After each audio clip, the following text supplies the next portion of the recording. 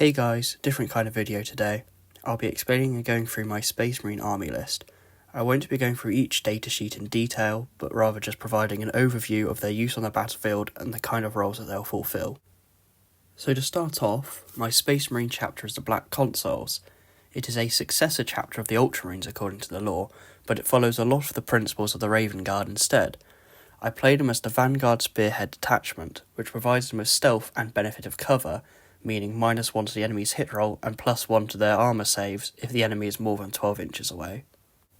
The actual list overlaps quite a lot, so I'll try to lay it out in a way that makes sense to you guys. To start off the list, I have a Librarian in Phobos armour. He is able to provide some flexible damage for his Witchfire stat line, but his value comes from him leading a unit of 3 Eliminators. They are equipped with las fuzzles, I'm not sure how to pronounce it, which provide long-range heavy fire support. The Librarian provides a unit with stealth, which I already had, and prevents any unit more than 12 inches away from targeting them. This allows me to position them to provide fire support without having to worry about return fire. I then have a unit of 10 Intercessors, which, as my only battle line unit, will be invaluable in defending my home objective. They're made extra powerful since they have access to the A Deadly Polaris stratagem, which means that even if they die, I can still hold the objective.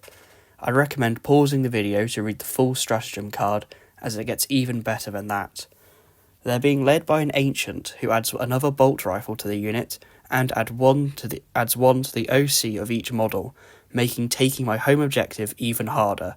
In addition, this Ancient has the Blade-Driven Deep enhancement to provide the unit with an infiltration keyword.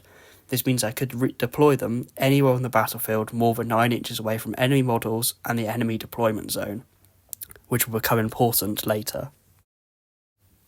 I also have a unit of 10 Infiltrators, which naturally have the Infiltrator keyword, so they can be an aggressive objective holder.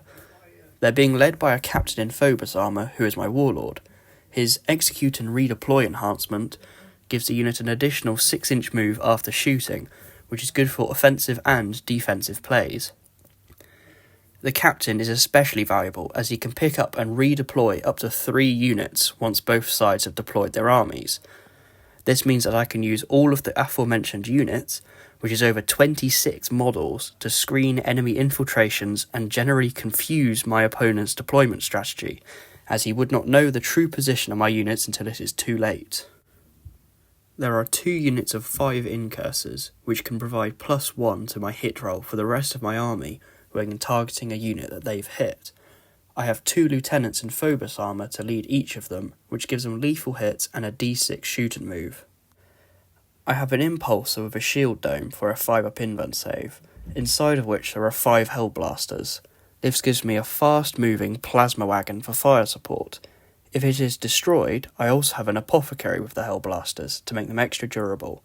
His Ghostweave Cloak enhancement gives the unit stealth, and gives him Lone Operative if the Hellblasters are killed. Perhaps my favourite addition is my Drop Pod.